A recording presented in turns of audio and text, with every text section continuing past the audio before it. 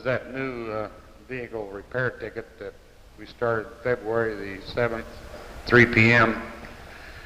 Since that date, there's been 201 tickets issued involving 240 violations.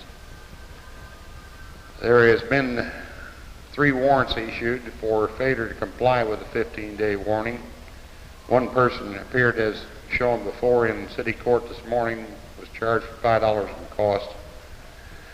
Repaired and returned 132 out of the 201 so far. On the headlamp left low beam, there's been 25 violations. The right low beam, the high beam left side, 7. The right low beam, 31. The right high beam, 8. The left tail light lights out, 45. The right, 37.